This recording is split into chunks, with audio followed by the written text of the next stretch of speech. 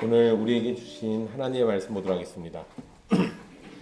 오늘 우리에게 주신 하나님의 말씀은 사도행전 15장 22절에서 41절까지 말씀입니다. 사도행전 15장 22절에서 41절까지 말씀입니다. 귀하신 하나님의 말씀 받들어서 읽도록 하겠습니다. 이에 사도와 장로와 온 교회가 그 중에서 사람들을 택하여 바울과 바나바와 함께 안디옥으로 보내기를 결정하니 곧 형제 중에 인도자인 바사바라 하는 유다와 실라더라.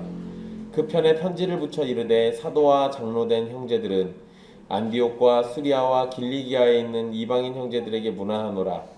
들은즉 우리 가운데서 어떤 사람들이 우리의 지시도 없이 나가서 말로 너희를 괴롭게 하고 마음을 혼란하게 한다 하기로 사람을 택하여 우리 주 예수 그리스도의 이름을 위하여 생명을 아끼지 아니하는 자인 우리가 사랑하는 바나바와 바울과 함께 너희에게 보내기를 만장일치로 결정하였노라. 그리하여 유다와 실라를 보내니 그들도 이 일을 말로 전하리라.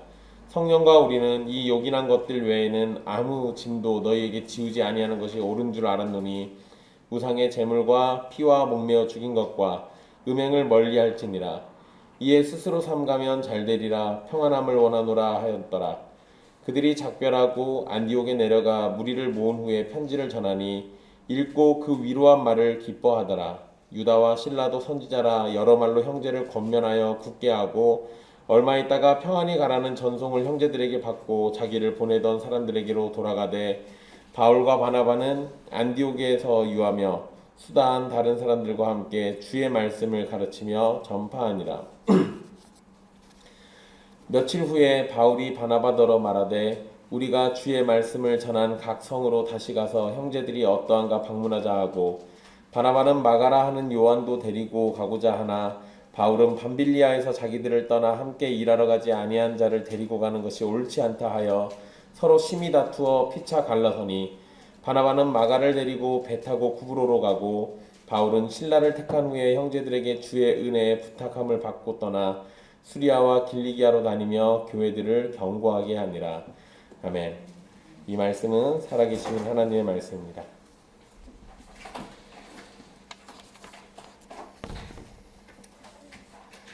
지난 시간 우리는 값없이 받는 구원의 율법과 할례를 더하려는 바리새파 사람들의 주장에 대해서 사도와 장로들로 구성된 예루살렘 총회가 어떻게 이 일에 대해서 이 일을 대하는지에 대해서 살폈습니다. 베드로는 자신이 받은 구약의 말씀을 들어서 자신이 받은 하나님의 뜻을 전달했고 바울과 바나바는 자신들의 경험을 이야기해줬습니다. 그리고 야고보는 구약의 말씀을 들어서 이방인들에게 복음이 값없이 전해져야 한다는 사실을 확인했습니다. 오늘 말씀은 그 내용에 이어서 편지를 작성하고 그 이후에 일을 처리하는 과정이 기록되어 있습니다. 야고보의 설교까지 끝나고 난 후에 사도와 장로와 온 교회가 예루살렘 교회 안에서 사람을 택하고 바울과 바나바와 함께 안디옥으로 보내기를 결정합니다. 그러니까 이 결정까지도 다 예루살렘 총회의 결정이었던 겁니다. 이에 뽑힌 사람은 바사바라 하는 유다와 실라 이 두 사람입니다. 두 사람은 바울과 바나바와 함께 안디옥으로 가게 되는데 그곳에서 사도와 장로들이 모여서 살피고 결정한 내용을 전달하고 잘못된 것을 설명해 줄 사람들입니다. 단순히 바울과 바나바만 돌아가서 결정된 내용을 전달하는 것은 할례를 받고 율법을 지켜야 한다는 바리새파 출신 사람들의 주장을 완전히 해결하기가 어려웠을 겁니다. 이건 사실 그냥 간단하게 생각해봐도 너무나도 쉽게 답이 나오는 겁니다. 왜냐하면 바리새파 사람들이 주장한 것과 반대의 주장을 했던 사람들이 바울과 바나바인데 그 사람들이 예루살렘 총회 갔다가 와서 그 사람들만 다시 돌아와가지고는 봐봐라 우리 말이 맞다라고 얘기해버리면 그러면은 이 사람들이 잘 신뢰를 안 할 거란 말이에요. 그렇기 때문에 바울과 바나바만 다시 되돌려 보내는 것이 아니라 편지도 써서 보내주고 그리고 그것을 확증해줄 사람들인 바사바라고 불리는 유다와 실라를 같이 보낸 겁니다. 그러니까 예루살렘 총회가 나름대로 굉장히 치밀하게 일을 하고 있는 거죠. 그러니 예루살렘에서 신뢰할 만한 사람들 그 두 사람을 같이 뽑아가지고 함께 보내고 그들과 함께 결정된 내용을 전달해서 결국 이 안디옥과 그리고 넓게 보면 이 갈라디아 지역에 할례와 율법을 통해서가 아니라 하나님의 은혜로 구원을 받는다는 사실을 다시금 확인시켜주고 야고보가 제시했던 이 몇 가지 사항을 전달하는 역할을 이 네 명에게 맡긴 겁니다. 이때 이 함께 가는 인물 중에 실라라는 인물이 등장합니다. 실라는 바울처럼 로마의 시민권자입니다. 그리고 후에 바울과 함께 선교 사역을 하는 인물이 됩니다. 그리고 우리는 실라 이러면 대번에 다들 기억하시는 중요한 사건이 있죠. 바울과 실라가 복음을 전하다가 감옥에 갇히게 되고 감옥에 갇혔을 때 이 두 사람이 기도하고 찬송하는 중에 옥문이 열립니다. 지진이 일어나고요. 그 사건은 이제 16장에서 등장하니까 그건 다음에 내년 봄이 되면 아마 확인할 수 있을 겁니다. 어쨌든 23절부터는 이방 형제들에게 보내는 예루살렘 총회의 편지 내용이 그대로 기록되어 있습니다. 여기에 이 누가가 사도행전을 기록하면서 이 편지 내용을 그대로 기록해 놓은 것은 이만큼 이 편지의 내용이 또 예루살렘 총회의 결정이 굉장히 중요하다라는 것을 알려주고 싶었던 겁니다. 가장 먼저 문제가 되었던 안디옥으로 우선 보내는 것이 맞지만 안디옥에만 나타나는 문제가 아니기 때문에 이 편지는 다른 지역으로도 전달되어야 합니다. 그래서 거기에 보면은 안디옥, 수리아, 길리기아에 있는 이방인 형제들이라고 이렇게 언급하고 있는 거죠. 그러니까 인사말에서 이미 이렇게 넓은 지역을 얘기하고 있는데요. 여러분 편지를 보내는 사람들은 사도와 장로된 형제들입니다. 그리고 받는 사람들은 이방인 형제들입니다. 여러분 여기서 이 표현이 참 중요해요. 사도와 장로들이 너희에게 편지한다. 이방인들아 들어라. 이렇게가 아니고 사도와 장로된 형제들이 이방인 형제들에게 보내고 있는 겁니다. 그러니까 여기에서도 이미 이 인사말 자체에서도 형제라는 표현을 계속 쓰고 있죠. 그 얘기는 예루살렘 교회의 지도자들인 사도와 장로들이나 이방인 중에서 예수님을 믿는 사람들이나 다 같은 우리는 형제다라는 것을 이야기하고 있는 겁니다. 그러니까 이미 여기에서 이렇게 형제라고 이야기한 거에선 이미 답이 다 풀린 거예요. 그리고 이 형제라는 표현을 통해 가지고 우리 유대인들이나 이방인들이나 하나다라는 것을 다시 한번 확인시켜 주는 거기도 합니다. 사도와 장로들은 편지를 쓰게 된 배경을 설명하는데요. 일단 24절 말씀을 보시면 우리 가운데서 어떤 사람들이 사도와 장로들의 지시도 없이 나갔다라고 이야기합니다. 그러니까 우리의 지시도 없이 나갔다 이런 말을 해요. 그러니까 사도와 장로들이 지시한 적이 없다는 얘기죠. 여러분 이 부분을 잘 기억해 두셔야 합니다. 갈라디아서를 볼 때도 이 부분이 논쟁이 되기도 해요. 왜 그러냐면 갈라디아서에 사도 바울이 여러분 이게 이제 나중에 다시 또 설명해 드리겠지만 갈라디아서는 지금 이 사도행전 15장이 기록되던 이 시점보다 앞선 시점이에요. 갈라디아서 사건이 더 먼저 일어난 겁니다. 그리고 이 학자들도 그러고 저도 그러는데요. 갈라디아서가 사도행전의 이 내용보다 이 예루살렘 총회보다 먼저 기록됐어요. 그러니까 그렇게 이해를 하시고 보셔야 돼요.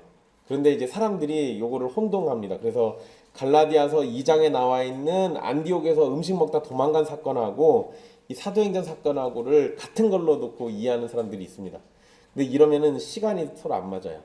그리고 이렇게 되잖아요. 그러면 심각한 문제들이 막 발생합니다. 분명 사도행전 15장에서 이렇게 결정해놓고 그리고 난 다음에 이 다음 사건으로 갈라디아서 사건을 이야기해버리면 야고보가 다른 것 침 지어주지 말자 해놓고는 야고보로부터 온 어떤 사람들이 거기 또 등장해요. 그러니까 이것도 이상하죠. 거기다 또 베드로도 분명 자기가 여기서 이렇게 얘기해놓고는 거기서 이방인들하고 밥 먹다 도망가요. 그러면 그 갈라디아서의 기록대로 하면 사도 바울 빼놓고 멀쩡한 사도가 하나도 없는 겁니다. 그러니까 이거 시간 순서를 잘 기억해 두셔야 돼요. 갈라디아서에서 벌어진 사건이 이 사도행전 15장에 기록된 배경의 사건보다 앞선 사건이고 기록도 갈라디아서가 먼저 기록된 겁니다. 그러고 난 다음에 이 사도행전 15장에 이 총회 사건들이 벌어진 거고 그거에 대한 정리가 이렇게 되어 있는 거예요. 그래서 여러분 그걸 종합해서 생각해 보면 이렇게 보는 겁니다. 분명 여기 24절에 우리 가운데서 어떤 사람들이 우리 지시도 없이 나갔다라는 얘기를 갈라디아서에다 대면 야고보로부터 왔던 사람들이라고 온 사람들이라고 갈라디아서에 기록된 사람들이 있어요. 그 사람들은 야고보가 보낸 적이 없는 겁니다. 야고보가 안 보낸 거죠. 충분히 그럴 수 있어요. 여러분 이거 뭐 비슷하진 않지만 뭐 그래도 예를 들자면 이럴 수 있습니다. 제가 학교가 여기 한일장신대 출신이고요. 그리고 한신대학원이라는 데를 갔죠. 서울에 있는. 근데 그 저랑 제 후배죠. 저랑 똑같이 한일장신대 나와가지고 한신대학원을 간 전도사가 하나 있어요. 근데 저는 학교 다니면서 그 전도사 얼굴을 한 번도 본 적이 없습니다. 근데 그 전도사가 어떤 사람들 만날 때 제 이름을 팔아요. 저는 그 친구를 본 적이 없는데 그 친구는 저를 잘 알아요. 그래서 사람들한테 자기가 황철민 목사를 잘 안다고 그래서 거꾸로 질문이 와요. 그 사람 아냐고. 누군데요? 저는 잘 모르는데 어쨌든 제 이름을 팔아요. 제가 교통사고 났을 때 저를 병문안까지 왔습니다. 그때 처음 봤어요. 근데 보니까 저는 처음 만났는데 이 친구는 저를 이미 잘 알고 있어요. 그래서 네. 그래 이 친구가 돌아다니면서 황철민 목사랑 저 친해요라고 얘기해버리면 나는 친한 적이 없는데 혼자 그럴 수 있잖아요. 그러니까 야곱으로부터 왔다는 그 사람들도 충분히 그런 사람들일 수 있습니다. 또 여기에서도 우리 지시도 안 받고 나간 그 사람들이 예루살렘으로부터 왔다는 것 때문에 예루살렘의 사도와 장로들이 보낸 것처럼 그렇게 얘기했을 수도 있어요. 얼마든지 이건 가능성이 있는 겁니다. 어쨌든 이 예루살렘 교회의 파송을 받아서 나간 사람들이 아니기 때문에 그 사람들이 가르쳤던 내용들은 공적이지도 않고 보편적이지도 않은 겁니다. 그 얘기는 더 쉽게 얘기하면 그 사람들의 이야기는 진리인지 아닌지 정확하게 우리가 알 수 없는 거예요. 원래 그래야 맞습니다. 지시 없이 나간 그들은 이방인 형제들을 괴롭게 하고 마음을 혼란하게 했습니다. 사실 이방인 형제들은 예루살렘에서 왔다는 사람들을 좋게 생각했을 겁니다. 그러겠죠. 예루살렘에는 사도와 장로들이 많이 있고 또 예루살렘으로부터 이 교회가 시작됐으니까 그런 거 생각해보면 그곳에서 왔다는 사람들도 아마 좋은 가르침 받아가지고 자신들에게 좋은 걸 전해줄 거라고 기대했을 겁니다. 그러니까 그 사람들에게 이야기를 들었겠죠. 그렇지만 그들이 와가지고 했던 건 뭡니까?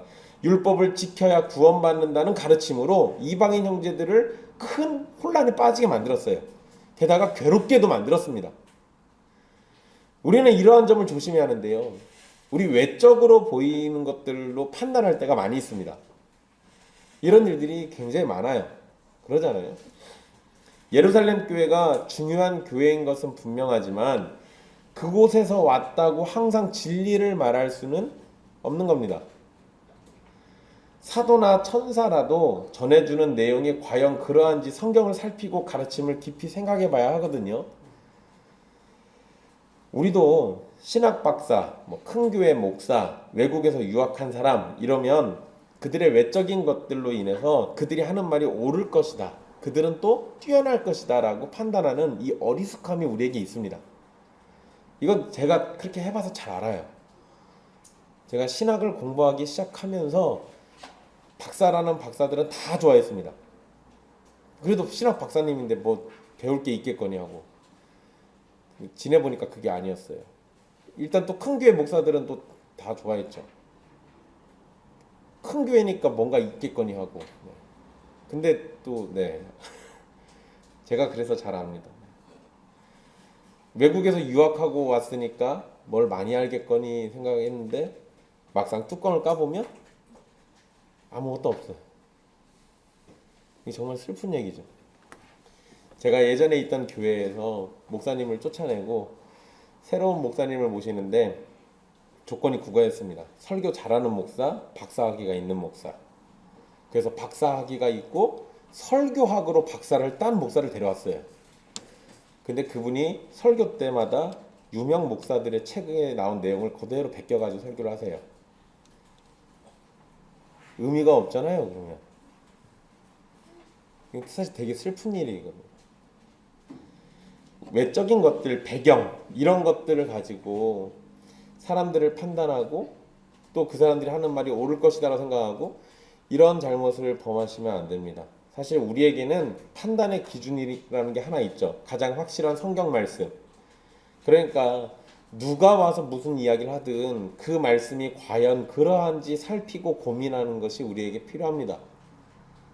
우리가 이런 걸 놓치면 그냥 그 외적인 것들에 의해서 우리가 현혹돼서 결국은 잘못된 길로 갈 수가 있다는 겁니다. 이런 것들 잘 생각해 보셔야 돼요. 안디옥에서 벌어진 사건으로 인해서 사도와 장로들이 함께 논의하고 결정한 것을 보내게 되는데 그 결정은 만장일치로 결정된 일이라고 25절에 밝히고 있습니다. 만장일치였어요. 반대가 한 명도 없다는 얘기죠. 게다가 그 결정하였노라라고 이 번역된 표현이 나옵니다. 25절, 26절 그 제일 마지막에 결정하였노라. 근데 여러분 이 표현은 이렇게 번역한 것은 보통 권위 있는 기관이나 사람의 결정을 선언하는 데 사용하는 표현입니다. 그러니까 우리가 만장일치로 해서 우리가 모여서 회의한 결과 이거다라고 딱 정해가지고 나간 거예요. 그러니까 이거는 거의 법에 가까운 거예요. 그렇게까지 여겨도 된다는 겁니다. 25절부터 시작된 편지의 내용은 결국 어느 한 개인의 주장이 아니라 사도들과 장로들이 회의를 통해 가지고 결정된 공식적인 의견이라는 겁니다. 그러니까 이제 이 편지의 내용은 공식적인 거기 때문에 이 또 다른 의견들이 결정되거나 또 다른 상황들이 벌어지기 전까지는 이거는 계속해서 유효한 결정의 내용이라는 거죠. 이러한 내용을 전달하기 위해서 다시 바울과 바나바를 보낸다라고 기록하고 있는데요. 그런데 그들을 이 바울과 바나바를 이 편지에서 뭐라고 부르고 있냐면 우리 주 예수 그리스도의 이름을 위하여 생명을 아끼지 않는 사람들 그리고 우리가 사랑하는 사람이라고 설명합니다. 그러니까 예루살렘 총회에서는 바울과 바나바의 권위를 한껏 높여주고 있어요. 예수 그리스도를 위해서 목숨을 아끼지 않는 사람일 뿐만 아니라 우리가 사랑하는 사람이다. 이런 표현이 사실 바울에게는 굉장히 중요합니다. 바나바는 원래 사랑받던 사람이에요. 원래 예루살렘에서도 인정받던 사람이잖아요. 그런데 바울은 얘기가 다릅니다. 원래 바울이 했던 게 뭡니까? 예수 믿는 사람들 잡아서 죽이는 게 주된 일이었어요. 그러니까 여전히 바울이 열심히 선교하고 다녀도 사람들 눈에는 약간 이게 이상하게 보이는 거예요. 자꾸 색안경 껴지는 거죠. 차가 뭘 제대로 하겠어? 자꾸 의심되는 거예요. 게다가 옛날에 우리 죽이던 사람인데 우리 잡던 사람인데 불안하잖아요.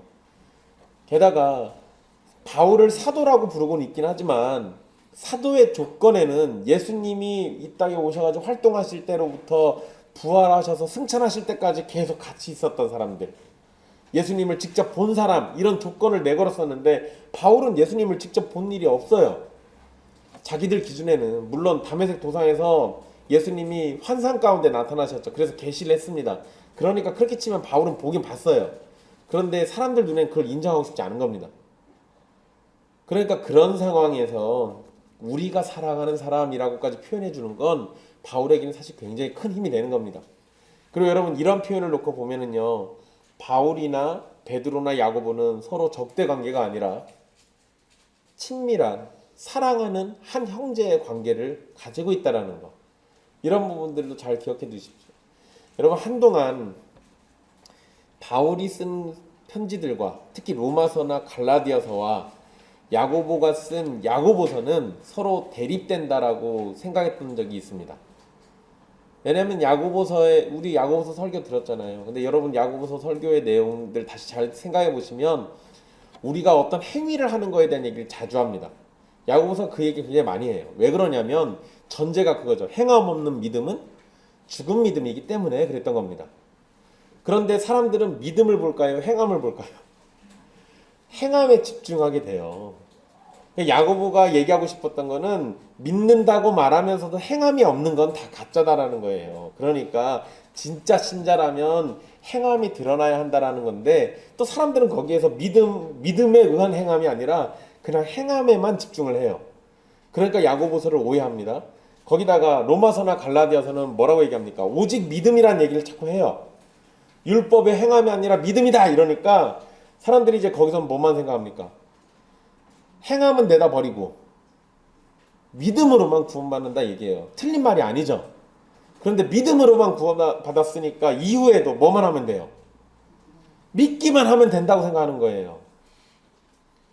그게 아닌데 참된 믿음은 반드시 하나님에 대한 순종으로 드러나야 하는데 그러니까 사람들이 로마서도 오해하고 야고보서도 오해하고 오해한 상태에서 둘을 갖다 비교하니까 야 바울하고 야고보가 사이가 안 좋으니까 편지도 이렇게 각각 다르게 썼구나라고 얘기하는 겁니다.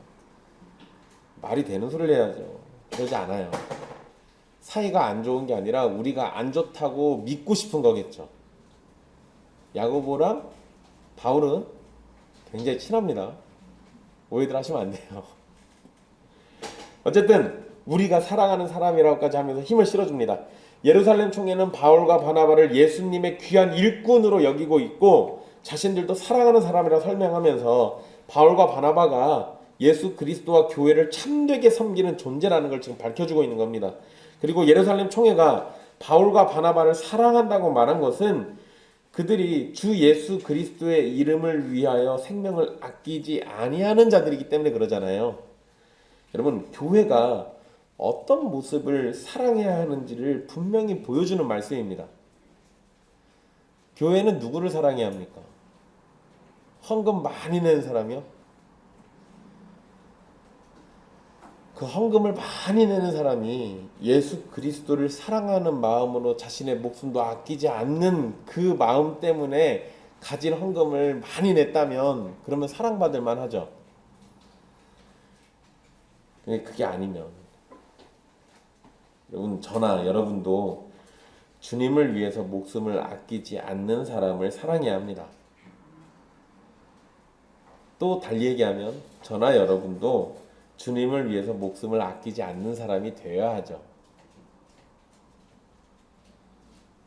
여러분, 주님을 위해서 목숨을 아끼지 않는다라는 건 내 전부를 주님을 위해서 내놓겠다는 거잖아요.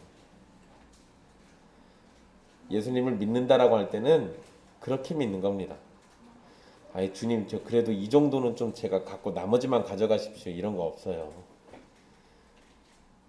믿음이라는 게 그런 식으로 접근되지 않습니다. 여러분, 사실 이 말씀은 당연한 얘기죠. 근데 많은 사람들은 주님을 위해서 목숨을 아끼지 않는 사람보다 나를 사랑하는 사람을 사랑합니다. 대부분 다 그러잖아요. 여러분, 교회 안에서 이거 제일 잘하는 사람이 누굽니까? 목사가 이거 제일 잘하죠. 목사를 섬기는 것은 아름다운 모습입니다. 그런데 그것 때문에 목사가 자신을 섬기는 사람만을 사랑하는 건 옳지 않아요. 이런 경우들이 많잖아요.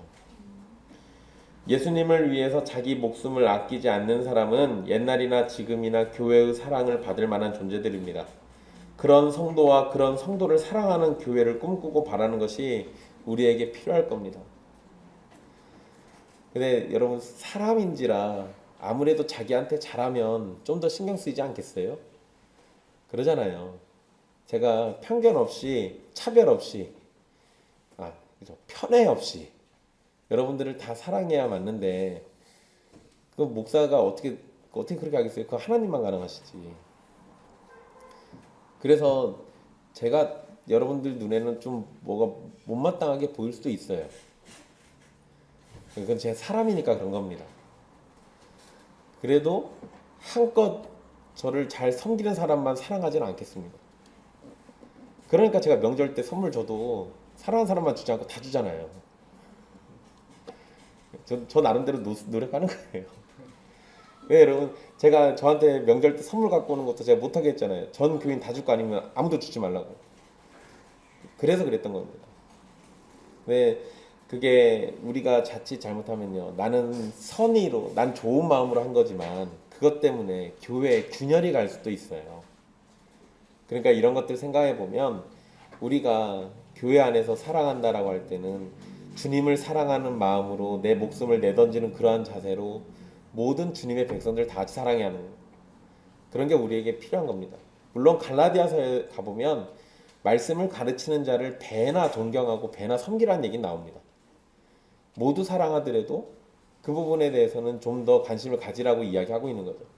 그런 것들도 고민해 보겠지만 어쨌든 중요한 건 우리는 예수 그리스도를 위해서 목숨을 아끼지 않는 사람이 되어야 하고 또 그런 사람을 사랑하는 교회가 되어야 한다는 겁니다. 앞에서 언급한 것처럼 유다와 실라도 함께 보내게 되는데요. 그들은 이 일의 증인의 역할을 할 것이라고 편지에 기록되어 있습니다. 편지에서 성령과 우리는 이라고 이렇게 시작을 합니다. 그게 28절에 나와 있죠. 성령과 우리는.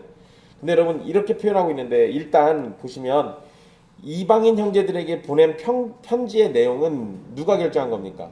우리가 한 거예요. 예루살렘 총회가 한 거죠. 그러니까 우리의 결정이란 말이 맞아요. 그런데 그걸 또 뭐라고 합니까? 성령의 결정이기도 하다라고 말하고 있는 겁니다. 즉 하나님께서 예루살렘 총회가 내린 결정을 인정하셨다라는 겁니다. 근데 여러분 이 부분에 대해서 뭐라고 설명이 자세히 안 나옵니다. 어떻게 하나님의 결정을 확인했는지 정확히 알 수가 없습니다. 그러나 누가가 성령님께서 예루살렘 총회에 어떻게 지도하셨고 개입하셨는지에 대해서 설명을 기록해 놓지는 않았지만 그러나 이렇게 써진 걸 보면 우리가 알지 못하는 내용이지만 하나님께서 어떻게든 개입하시고 간섭하셔가지고 이렇게 결정하도록 도와주셨다라는 것을 알 수 있는 겁니다. 여러분 우리가 성경에는 여기에는 안 써있지만 추론할 수 있는 게 있죠. 두세 사람이 주님의 이름으로 모인 곳에는 주님께서도 함께 하신다고 마태복음 18장 20절에 말씀하셨습니다. 그러니까 그들이 회의할 때 예루살렘 총회의 사람들이 회의할 때 성령님의 도우심을 기도했을 것이고 분명하게 그 과정을 성령님이 주도하셨다라고 볼 수 있는 겁니다. 이런 자세는 사실 우리가 하는 모든 신앙 활동에 굉장히 중요한 생각입니다. 우리가 교회에서 어떤 회의를 할 때도 성령님의 도우심을 바라고 회의하고 결정을 할 때도 성령님께서 도우시고 깨우쳐 주시고 인도해 주신 대로 결정되기를 바라면서 결정하는 겁니다. 그러한 자세는 교회의 모든 회의에 다 중요해요. 그러니까 우리가 어떤 걸 이야기할 때 내 의견에는 이런 식으로 접근하는 것도 때로는 필요하겠지만 그것이 성경이 가르치고 있는 모습과 어긋난다면 그러면 그거 잘못된 거겠죠. 그러니까 우리 사실 이 부분에 대해서 정확하게 알 수 없기 때문에 침묵하는 게 맞긴 합니다. 그러나 정확하게 우리가 한 가지 알 수 있는 건 교회의 모든 정상적인 회의는 성령님께서 간섭하시고 개입해 주신다. 그러니까 여러분 이걸 놓고 생각해 보면요. 이건 이제 나중에 장로교회하고 연결돼서 생각할 수 있어요. 이게 지금 예루살렘 총회는 장로교회로 치면은 그 교단의 총회거든요. 근데 총회의 결정을 누가 결정한 걸로 보는 거예요? 성령님이 결정하신 걸로 보는 겁니다. 그렇기 때문에 교회는 총회나 노회에서 결정난 사항들을 교회가 거의 대부분 순종하고 따라가요. 그런 게 또 우리에게 필요하기도 하고요. 물론 총회나 노회의 결정이 만약에 성경의 내용과 성경의 가르침과 반대되면 그때는 어떡합니까? 그때는 저항하는 거예요. 그러니까 눈에 기록되어 있지 않지만 회의를 통해 가지고 결정된 사항을 하나님의 은혜로 주신 걸로 보지만 눈에 기록되어 있는 성경 말씀에 반대될 때는 성경 말씀이 항상 우선한다라는 거예요. 그런 걸 잘 기억해 두십시오. 이 성령과 총회가 결정한 것은 요긴한 것들 외에는 아무 짐도 지우지 않는다는 것입니다. 그게 28절에 지금 언급되어 있죠. 즉 할례나 모세의 율법 전체를 지켜야만 구원을 받는다는 말은 틀렸다는 겁니다. 대신에 꼭 지켜야 할 것들에 대해서만 지키면 된다고 말하는 겁니다. 그런데 이것도 역시 구원을 위해서 지켜라가 아니고 구원받은 형제들을 위해서 교회를 위해서 이 정도는 해주면 좋겠다라고 이야기하는 겁니다. 그러니까 구원받은 백성이라면 마땅히 가져야 할 모습을 몇 가지 제시하는 거죠. 요긴한 것들은 우리 지난 시간에 살폈던 봤던 것처럼 야고보가 제시던 이 네 가지 규정입니다. 20절 말씀을 다시 보시면 거기에는 우상의 더러운 것이라고 이렇게 시작을 하잖아요. 그런데 29절 말씀에 보시면 우상의 제물이라고 얘기합니다. 그러니까 회의할 때는 우상의 더러운 것이라고 얘기했는데 편지에다가는 혹시 오해할까봐 우상의 제물이라고 명확하게 써놨어요. 그러니까 결국 우상의 제물을 먹고 마시는 것이 문제라는 겁니다. 이러지 말라는 얘기죠. 그리고 피와 목매어 죽인 것과 음행은 순서가 좀 다르긴 하지만 동일하게 언급되어 있습니다. 그리고 이것들을 멀리하라고 권면하고 있죠. 그리고 나서 29절 마지막에 평안함을 원한다는 인사말로 마무리를 합니다. 할례와 율법 준수가 구원을 얻는데 필요하다는 말을 전해 들었을 때는 이방인 형제들이 괴롭고 마음이 혼란한 상태가 됐잖아요. 그러니까 그런 상태에 있는 사람들에게 이제 뭘 기원하는 겁니까? 그거 다 잘못된 거니까 이제 평안하기를 바란다라고 평안함을 기원하고 있는 겁니다. 그러니까 사실 그들에게 가장 필요하고 적합한 인사말이죠. 예루살렘 총회에서 임무를 받은 네 사람은 인사를 하고 안디옥에 도착해서 성도들을 모아서 가져온 편지를 전하게 됩니다. 그리고 그 편지를 읽은 이방인 형제들은 위로의 말을 기뻐하게 되는데요. 이방인 형제들은 유대로부터 온 어떤 형제들로 인해서 사실상 정죄를 받은 것입니다. 할례를 받지 않은 이방인들은 마치 구원이 없는 것처럼 돼버렸는데 사도와 장로들에 의해서 만장일치로 결정된 일은 바로 이런 이방인 형제들에게 위로의 말이 되었던 거예요. 또한 이방인 형제들이 기뻐했다라고 31절에 써 있잖아요. 그 위로한 말을 기뻐하더라. 그러니까 이방인 형제들이 기뻐했다라는 내용을 보면 이 네 가지 멀리할 것을 요청받은 일이 이방인 형제들에게는 무거운 짐으로 여겨지지 않았다. 또 이것이 부당하지도 않다. 이렇게 여겨진 거예요.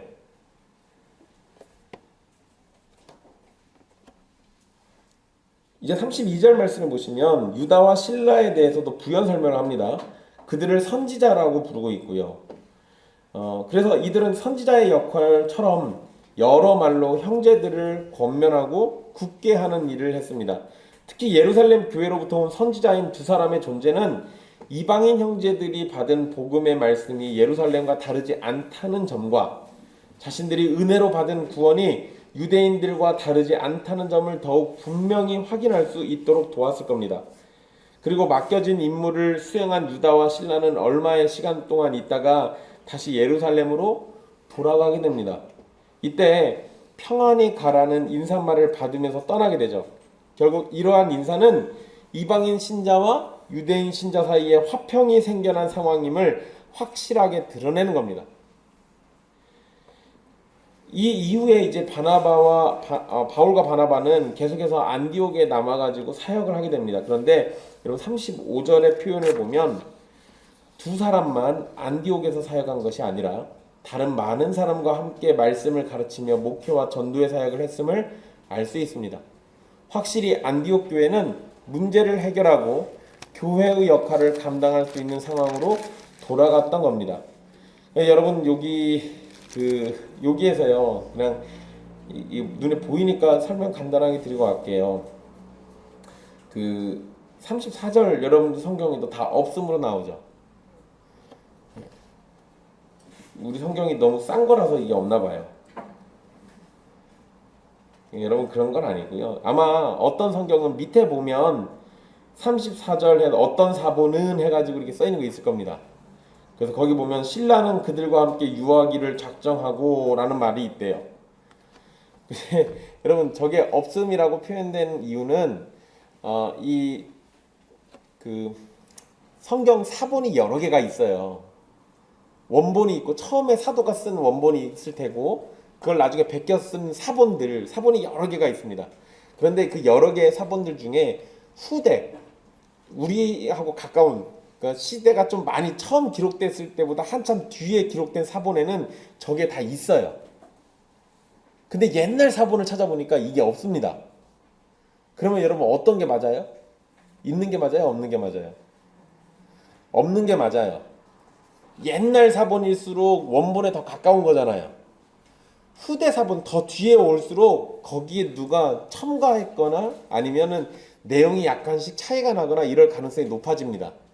그래서 후대 사본에는 저게 있어요. 그리고 원본에는 없는 겁니다. 그래가지고 여기에 없음이라고 표시한 겁니다. 이해가 되시죠? 거기다가 여러분 뭐 몇 절 몇 절이 있다 없다 이거 자꾸 따지는데요. 여러분 장과 절을 나눈 거는 처음에 성경 기록될 때부터 나눠진 게 아니에요.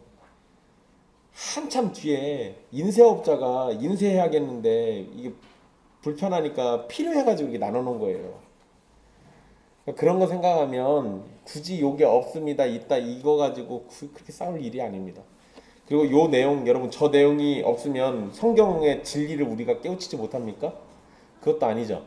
어떤 사람들은 이 성경에 없음이 있어서 성경의 진리를 깨우치지 못한다라고 주장하는 사람들이 있습니다. 결코 그러지 않으니까 그런 말에 현혹되지 마십시오. 다시 우리 말씀으로 좀 돌아옵시다. 네. 어쨌든 이 단순히 시간이 이제 여기 와서 안디옥에 다시 사역을 하는데 다른 사람들하고 같이 했습니다. 많은 사람들이 있었던 거죠. 이런 걸 보면은요. 안디옥 교회에는 확실하게 문제가 해결됐던 거고 교회의 역할을 감당할 수 있는 상황으로 다시 되돌아간 겁니다. 그러니까 율법을 지켜야 하냐 말아야 하냐 이거 가지고 혼란스러운 상황이 계속됐더라면 많은 사람들이 바울과 바나바와 함께 주의 말씀을 가르치고 전파하는 일을 못했을 겁니다. 뭐 해야 하니까? 다투고 싸워야 하니까. 그러니까 일단 지금 이 문제는 해결이 됐던 거예요. 그런데 여러분 이건 참 슬프게도 제가 전에도 말씀드렸지만 이 율법을 지켜서 구원받아야 한다는 이 이야기는 교회 안에 계속 있습니다. 그래서 갈라디아서에 나온 내용도 보면 바울이 쓴 내용만 놓고 보면 해결이 안 된 게 아니에요. 이렇게 명확하게 썼는데 그리고 바울이 갈라디아서 쓰고 난 다음에 예루살렘 총회가 이렇게 결정해 줬잖아요. 그러면 확실하게 결정 난 거잖아요.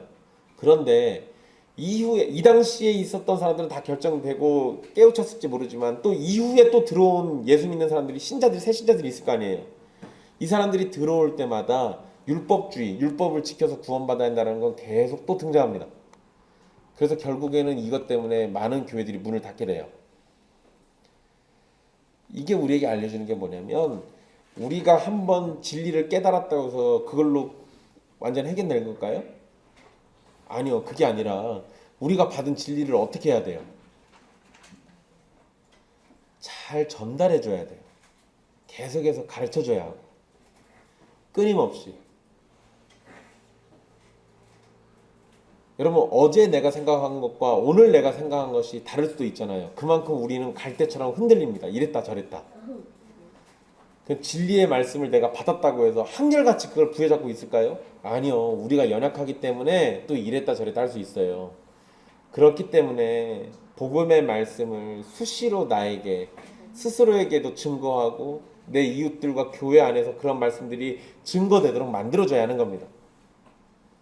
그러지 않으면 어느 순간에 이런 것들이 누룩이 돼서 우리 안에 퍼지게 되고 그렇게 되면 교회는 무너지게 될 거예요. 그러니까 그런 것들을 잘 기억해 두십시오. 이제 얼마의 시간이 좀 흐르고 난 다음에 36절입니다. 며칠 후에 이렇게 돼 있잖아요. 얼마의 시간이 흘렀는지 모릅니다. 그리고 여러분 거기에 우리 성경에 며칠 이렇게 돼 있다고 해서 뭐 한 일주일, 2주일 이렇게 생각하시는 분들이 있어요. 그냥 우리 성경의 표현이 그런 거지 이게 1년이 될 수도 있고요. 10년이 될 수도 있습니다. 얼마나 되는지 몰라요. 어쨌든 그 우리 성경에 며칠이라고 돼 있는 거는 여러 날들을 의미하는 겁니다. 여러 날. 얼마의 시간이 흐르고 난 다음에 바울과 바나바가 이 이야기를 하게 됩니다. 바울은 바나바에게 이전에 말씀을 전했던 성으로 다시 가서 형제들을 살펴보자고 제안을 합니다. 그러니까 단순히 복음을 전하고 끝내는 것이 아니라 그들이 계속해서 믿음 안에 살고 있는지 신앙에 어려움은 없는지 이런 걸 목회적 관점에서 살펴보고자 했던 겁니다. 또한 예루살렘 총회에서 보내온 편지를 전달했던 상황이기 때문에 그 내용이 잘 이해되고 잘 정착됐는지 또 교회들이 어려움이 없는지를 살펴보고자 하는 거죠. 이런 건 사실 굉장히 중요한 겁니다. 그래서 여러분 우리 선교를 하는 것도요. 선교사가 그 지역에 가서 그 자생적으로 거기에 교회가 생기기 전까지 선교사가 계속 활동하는 건 바로 이런 이유 때문에 그래요. 복음을 한번 전하고 예수 믿으세요 하고 끝나는 게 아니라 그것을 정말로 잘 살고 있는지 끊임없이 살펴보고 돌봐주고 말씀을 가르쳐주고 계속 이렇게 해야 하는 겁니다. 그렇기 때문에 선교사가 어디 가서 한 1년 있다가 오고 이런 게 아니라 선교사들이 가면은 거의 평생을 거기서 사는 거예요. 평생을 다 바쳐도 교회가 정착할지 안 할지 모르기 때문에. 이런점 생각하면 김기환 목사가 한 2, 3년 있다 돌아오겠거니를 생각을 버리시고 이제는 천국 가서 만날 사람이다 생각하시고 그냥 거기서 잘 살길 바라야죠. 선교사들이 선교하는 게 사실 그런 개념입니다. 어쨌든 이 두 명의 선교사는 자신들이 이전에 전도했던 복음을 전했던 그 지역을 다시 돌아보고 싶었던 겁니다. 그런데 여러분 보세요. 일단 목적은 같아요.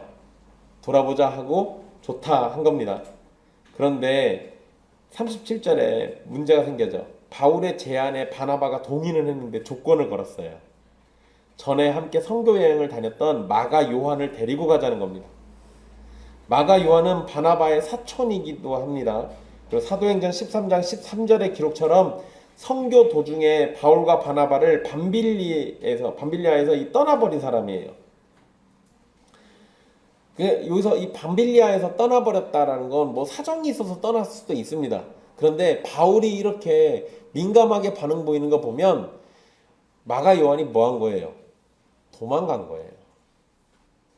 선교하다 도망간 겁니다. 그리고 여러분 제가 이거 그냥 자세히 설명 안 했는데요. 이 밤빌리아 지역에서 이제 이후로 가는 지역이 굉장히 험난합니다. 그러니까 마가 요한이 힘들었던 것 같아요. 그래서 도망갔어요. 그래서 바울은 그때 그 사건을 다시 끄집어내서 밤빌리아에서 자신들을 떠나 함께 사역하지 않았던 그 마가 요한을 다시 데리고 가는 건 옳지 않다라고 반박합니다.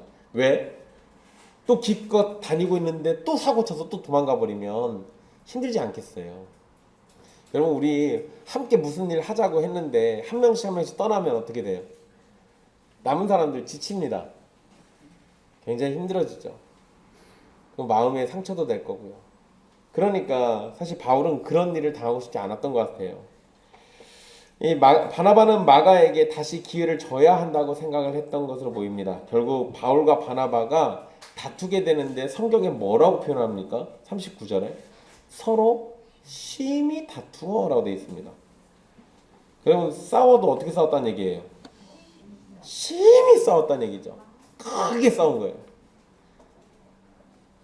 막 이게 어떻게 싸운지 우리가 못 봤으니까.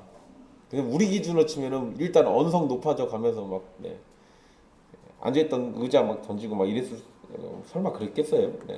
하여간 크게 싸웠습니다.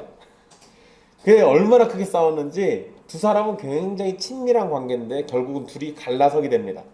그래서 바나바는 마가를 데리고 구브로로 가게 되고요. 바나바가 구브로로 간 것은 사도행전 13장 4절 이후를 보시면 거기에 기록처럼 살라미와 바보와 그 주변 다른 도시들을 방문하기 위해서 이 구브로로 간 걸로 보입니다. 구브로는 원래 이 바나바가 활동하던 지역이기도 해요. 그리고 뭐 어쨌든 그렇게 갈라서게 되고요. 비록 두 사람이 다툼으로 갈라서게 되긴 했지만 그렇다고 해서 둘 다 뭐 그러면 나 너랑 안 해 하고 싸우긴 했지만 그런다고 맡겨진 선교 사역, 복음 전파하는 일을 안 한 건 아닙니다. 각자 찢어져서 알아서 한 거예요. 맡겨진 사명을 위해서 열심히 수고한다는 것은 변함이 없다는 겁니다. 바울은 혼자 선교를 떠나지 않고요. 전에 예루살렘에서 파송받아 안디옥에 왔던 실라를 동역자로 택해서 함께 떠나게 됩니다. 그래서 여러분 여기에 보시면 그러니까 이게 34절 얘기가 갑자기 저렇게 튀어나왔던 게 이것 때문에 그래요. 아마 누가 성경 읽다가 이게 잘 이해가 안 돼가지고 저기다 저걸 집어넣은 걸 수도 있습니다. 왜냐하면 신라가 다시 예루살렘 돌아갔었거든요. 근데 여기서는 바울이 신라를 택해가지고 같이 떠난다고 하잖아요. 그러니까 신라는 안 갔나 보다 이렇게 생각하는 겁니다. 그러니까 거기다 이렇게 누가 이거 빠졌나 보다 하고 써놓은 걸 수도 있어요. 근데 여러분 성경에 모든 상황을 자세히 안 써놓습니다. 신라와 바사바가 돌아갔다가 신라가 다시 왔을 수도 있잖아요.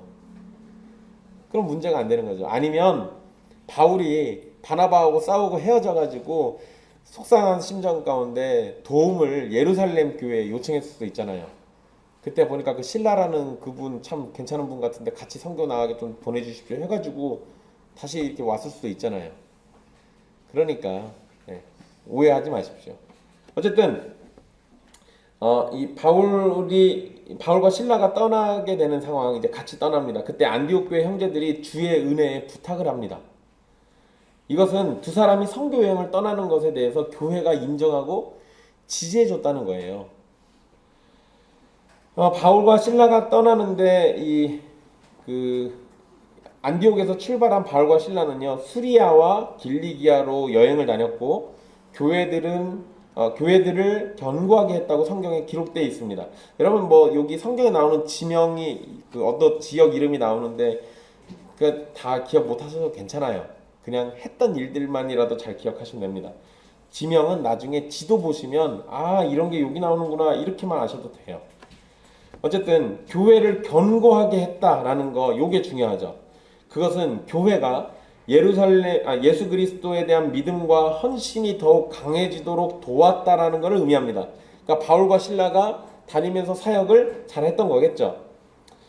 오늘 말씀에서 여러분 우리 두 가지의 큰 사건을 볼 수 있습니다. 먼저는 예루살렘 총회가 결정한 내용을 편지에 써서 안디옥과 그 주변 이방인 형제들에게 보낸 사건이고요. 다른 하나는 바울과 바나바가 크게 다투고 결별한 사건입니다.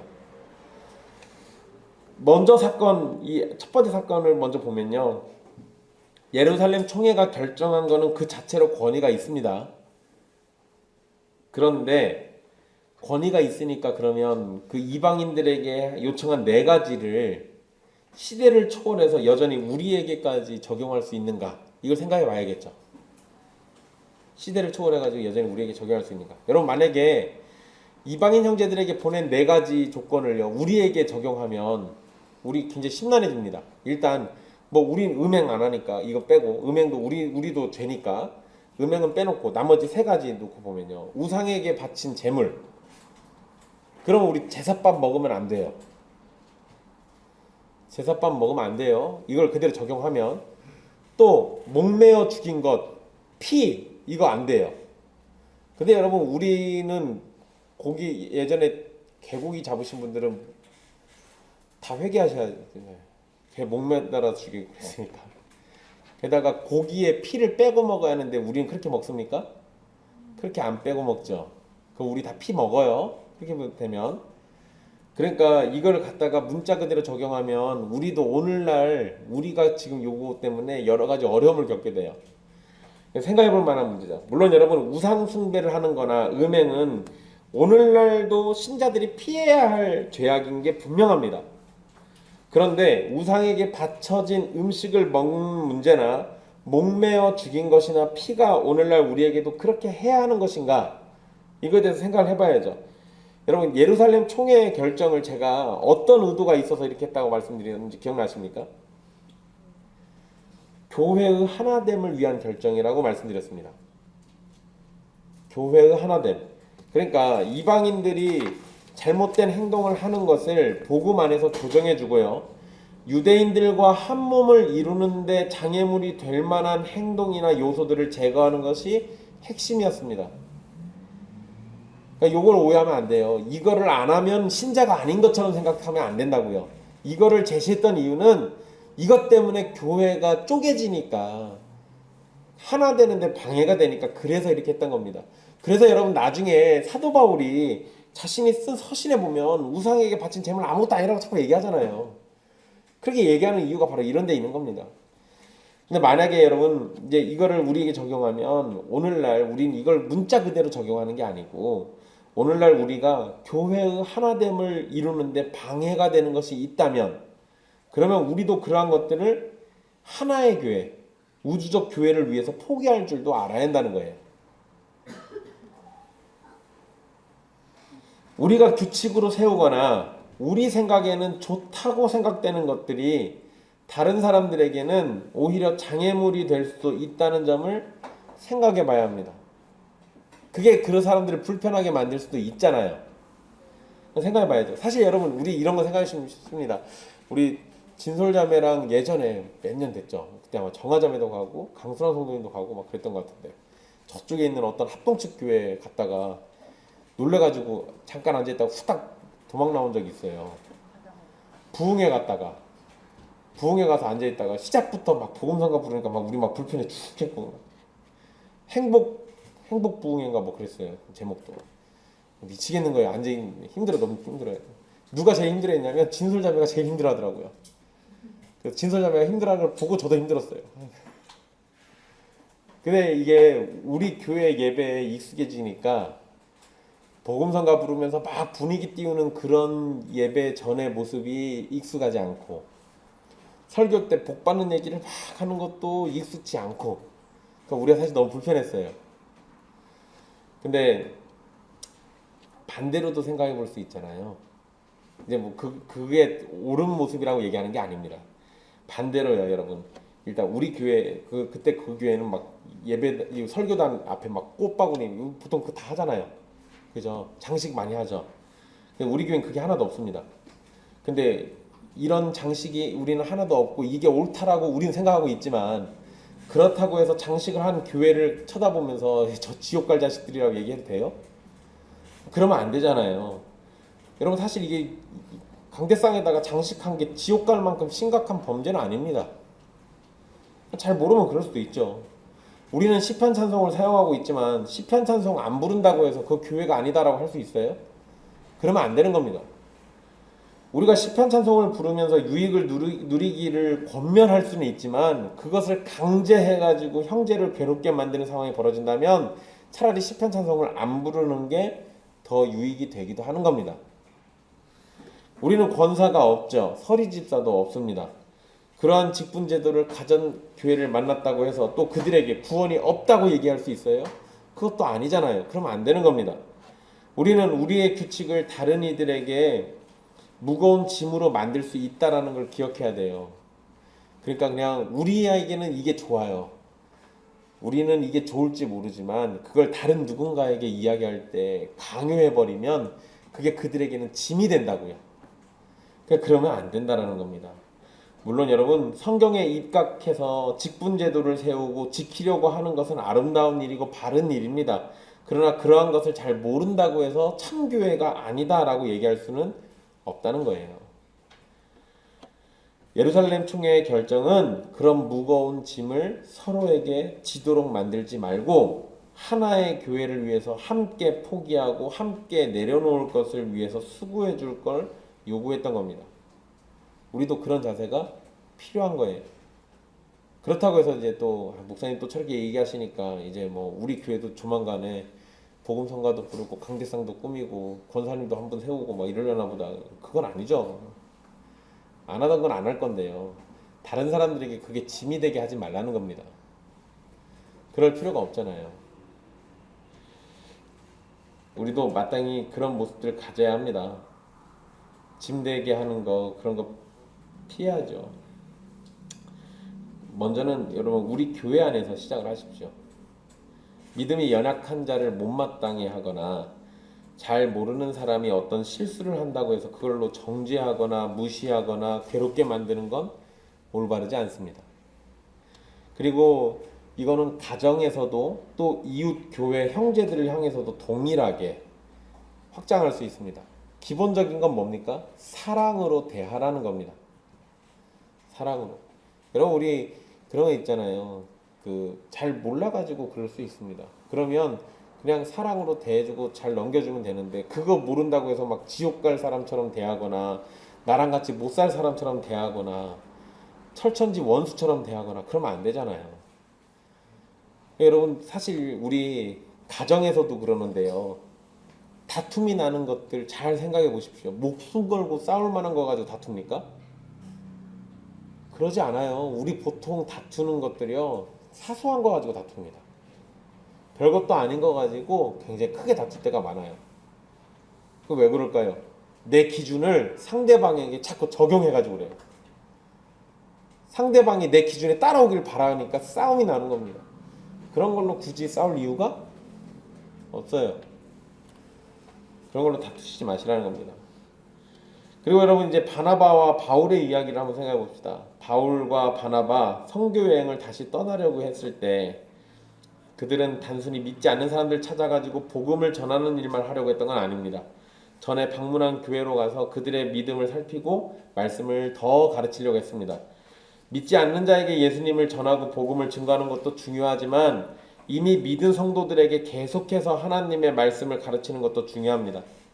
이러한 모습은 교회의 사명을 잘 보여주는 겁니다. 교회는 이미 믿은 자들에게 하나님의 말씀을 더 가르쳐주고 믿음이 온전해지도록 이끌어줘야 합니다. 동시에 교회는 그런 중에 불신자들에게 복음을 전하기를 힘써야 하는 것이기도 합니다. 그러니까 여러분, 우리 성도들이 기본적으로 믿음을 가지고 있다고 한다면 어떻게든 그 자리에서 더 믿음이 자라기를 소망하고 더 노력하고 더 말씀 앞에 나를 쳐서 복종하고 말씀을 배우는 시간을 더 가지려고 노력을 해야 돼요. 이런 게 기본인 겁니다. 그러면서 동시에 전도를 해 나가야 하는 거죠. 물론 여러분, 이렇게 교회의 역할을 열심히 하는 중에 의견이 나눠지고 다툼이 생길 수도 있습니다. 바울과 바나바가 심히 다투고 그래서 서로 갈라서게 됐잖아요. 그러나 그것에 대해서 누가는 어떠한 평가도 하지 않습니다. 즉 바울이 옳다거나 바나바가 옳다는 말을 하지 않아요. 오늘 말씀에서는 바울이 마가 요한을 좋게 생각하지 않았지만 이때 이 사건부터 10년이 지난 시점에 기록된 말씀에 보면 바울이 마가 요한을 자신의 동역자라고 부릅니다. 그러니까 이때는 못마땅했지만 시간이 지나서 보니까 나의 동역자예요. 심지어 뭐라고까지 하냐면 마가 요한은 자신에게 위로가 되는 존재라고까지 표현합니다. 이전에는 친한 바나바와 싸워가지고 갈라설 정도로 못마땅한 사람이었지만 시간이 지나고 나니까 나에게 이제 위로가 되는 사람이에요. 이러한 기록들 보면요, 교회가 다툼이 생길 수는 있어도 그것으로 서로 미워하고 원수가 되는 것이 아니라 다툼이 있어도 그리스도 안에서 다시금 회복되고 하나가 되려는 모습이 나타나야 한다는 걸 배울 수 있는 겁니다. 이것은 자연스럽게 되는 것이 아닙니다. 성령님의 은혜 가운데 우리가 순종할 부분이기도 해요. 즉 자신의 잘못은 용서를 구하고 다른 사람의 잘못은 덮어주는 것이 우리에게 필요하다는 겁니다. 우리가 화를 내고 다툼이 날 수도 있지만 그것으로 원수가 되는 것이 아니라 다툼에도 불구하고 다시 하나가 되어야 한다는 겁니다. 또한 바나바가 이전에도 보였던 모습은 격려자예요. 원래 바나바는 격려자입니다. 위로하는 사람이잖아요.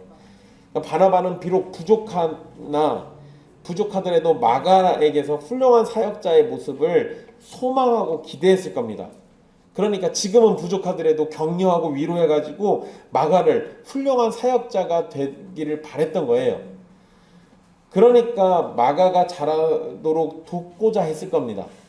그리고 바울은 중요한 선교의 자리에 맡겨진 역할을 버리고 도망가듯 가버린 상황이 벌어져서는 안 된다고 생각하는 거죠.